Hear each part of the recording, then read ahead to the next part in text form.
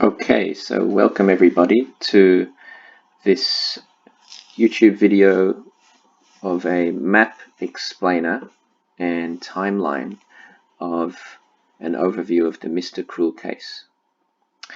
So what I'm going to show you today is how to use the map which I've created about the Mr. Cruel case. And you'll see that the map contains all of these markers, and there are quite a few of them because I've really gone into quite a lot of detail with anything to do with this case. So what you need to do first is bring up on the left hand side here, bring up this list on whether you're looking at this on your iPhone or on a laptop. You should be able to bring this list up, and you'll see that these are all already ordered into chronological order. And so, for example, you click on one. So first we're going to click on the first recorded Mr. Cruel attack. Now this is not one of the canonical 4 attacks, but February 1985, click on that. Okay, and you'll see that this gives more information on the marker about this event: Hampton abduction and sexual assault of 14-year-old girl. You can actually zoom right in. Okay, so these are considered to be possibly the first 2 attacks by Mr. Cruel. Now, it will say whether the location is exact or not. These attacks are not exact. I'll bring that back up again, and you can see it says approximate location, and it has the source where I've got this information from and a quote from that source. So I mean, this could have occurred. All we know is that the abduction occurred in Hampton, so it could have occurred anywhere within this. This is actually the Hampton borders in dark grey here. And so I'll go back to that, and I'll continue down the timeline also in February 1985, and this is where that victim was dropped off, dumped at Moorabbin Bowl, Hampton East. That's the exact location, and it gives information about that. So you can actually see exactly where that occurred. And we continue down, and this is also a purported attack of a 14-year-old boy this time. All we know is that it occurred in July 1985, again according to Keith Moore, and it has a quote from that source. Again, approximate location, so you can zoom in, but this could have occurred anywhere within the suburb of Hampton. And the drop-off point, again, this is approximate, so all we know is that it was somewhere in Caulfield South.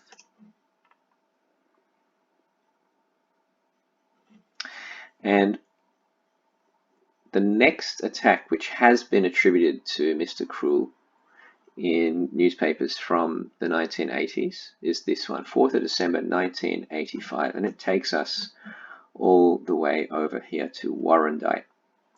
And here we have information about that attack. Now again, this is an approximate location, so if you zoom in, it's not actually in that specific location. All we know, it occurred somewhere within the borders of this suburb, Warrandite. And it has the source, a newspaper article by Michael Reed in 1985. Continue down the timeline, and we have the next attack, which at the time, well, in the 80s, was considered possibly by Mr. Cruel. Now, we should stress that it may be that police later ruled out some of these attacks, but if they did so, they've never stated so publicly. So here we have the Donvale rape of a 30 or 35-year-old woman on the 6th of December. Now, it's got two different ages here because different sources gave her age as being one or the other. And it's got a number of sources about this attack. This was strongly linked to the Lower Plenty attack, one of the canonical cases at the time, but we'll get to that in a moment. Again, I should stress this is actually an approximate location. So I don't want people thinking that it actually occurred specifically wherever this marker is on the map. Okay, and we're going to continue down the timeline, and you notice this pattern emerging, this geographical spread of these attacks. The next one occurred in Bulleen only one day later. There were these 3 attacks in the same week in December 1985. So let's go to that one. Again, we've got an approximate location, 34-year-old woman asleep in bed with her 6-year-old daughter, awoken by a man armed with silver pistol or sawn-off shotgun. And, well, he sexually assaulted the woman. And here are the borders of Bulleen. Again, approximate location. And now the next attack that has been attributed at some point in time as being possibly the same person who attacked the girl in Lower Plenty is this one here, March 1987, where there was an attempted rape in Greensboro in Poulter Avenue. And this is, it says approximate location. I mean, we know the street, we just don't know the number.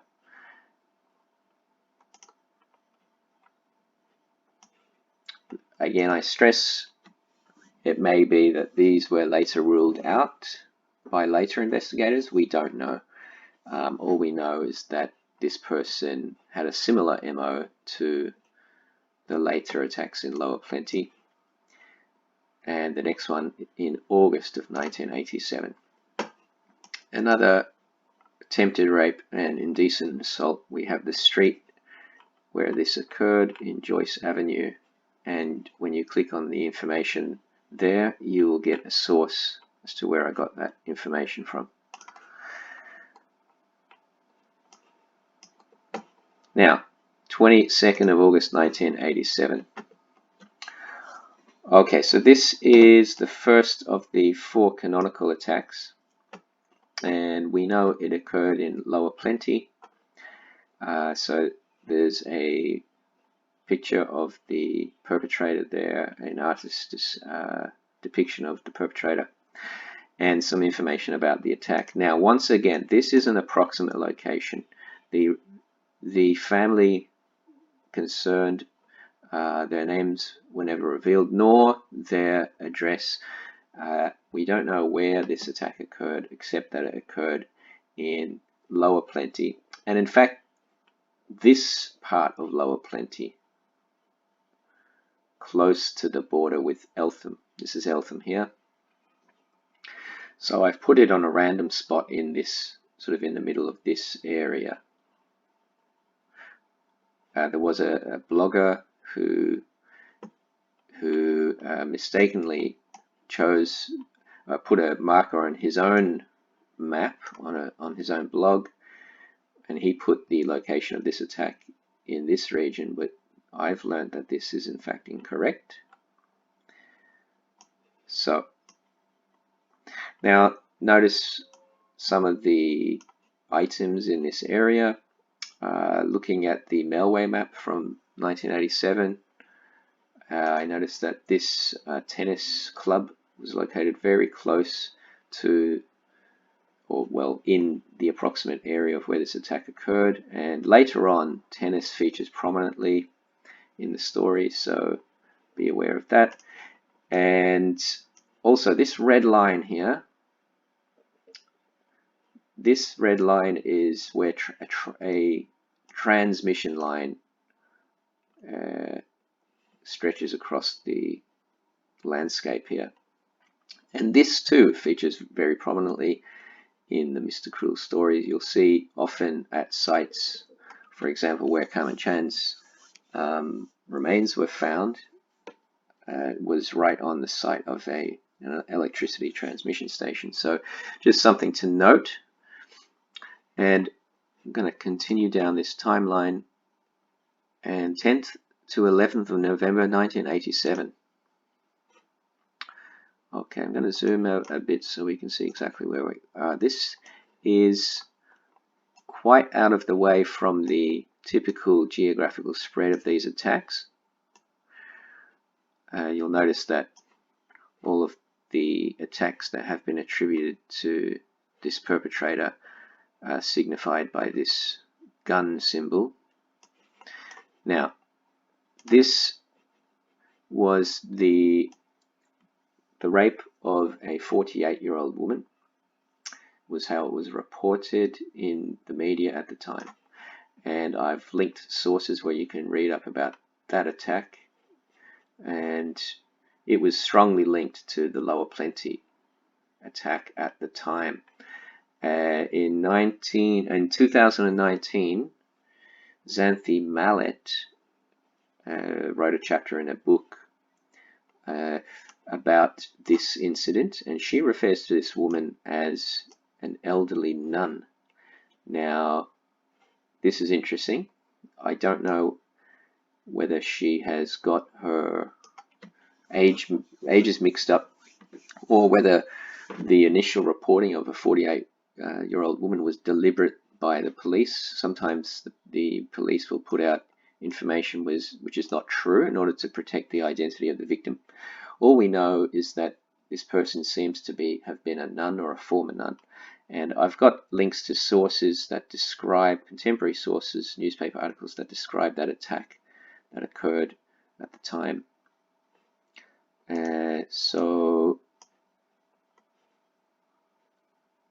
the next thing on the timeline is, people who are familiar with this case will know that this is quite one of the canonical attacks, the abduction of Sharon Wills.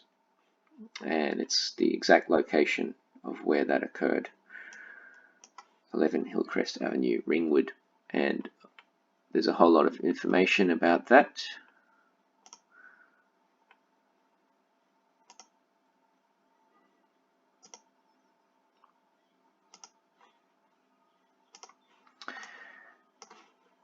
And we continue on the timeline.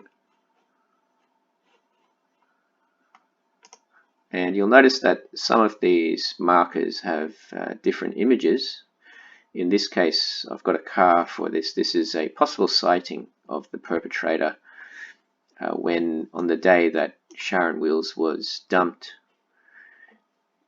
a suspicious vehicle was seen in the vicinity of where she was dumped. You can read about that there. I've got a marker for that event, and you'll notice also that I've got these routes, possible routes that were taken by the perpetrator, so you can read up on that. Continue down the timeline, and we've got the location where Sharon was dumped and where she walked to before she was found by a woman in the street.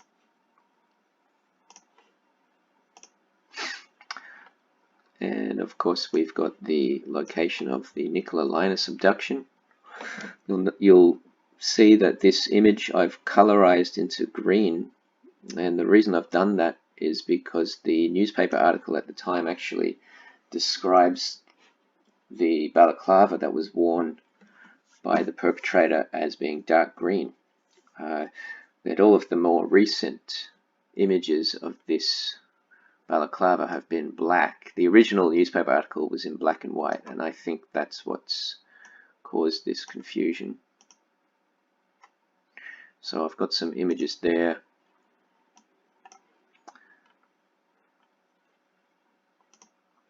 And I will update this as time goes on. It's a work in progress. I haven't put any information in yet about the Nicola Linus abduction. As I get to, I've done 2 blog posts and podcasts, well, 2 blog posts so far. One is an overview of the attacks, and one was the Lower Plenty attack. And I've done 1 podcast, which is just the overview of attacks. The next podcast I'll do will be the about the Lower Plenty attack. And as I go through, I'll update these markers with more information.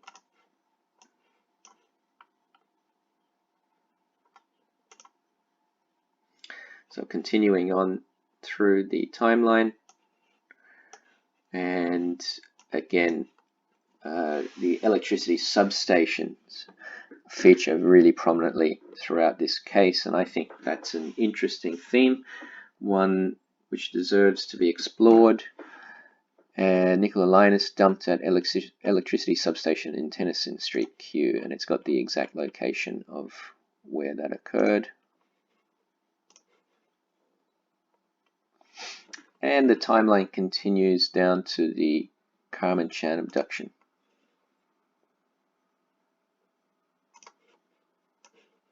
So, information about Carmen, what she was doing on the day she was abducted. She was dropped off for a tennis lesson at Camberwell Tennis Centre at 9 AM. So I actually also have created a route for her day where she goes from the tennis centre, then she goes to Bullion Plaza, and she has breakfast with her mother. There you can zoom right in. Then she studies at Bullion Library. Carmen and her family have lunch and dinner at Ming's Chinese restaurant, Eltham. So you can actually follow the route that she took that day. Don't know the exact route, but the approximate route would have been along this blue line. Notice too the proximity of Ming's restaurant to the Lower Plenty attack, extremely close, and we will discuss that later in a later blog post and podcast.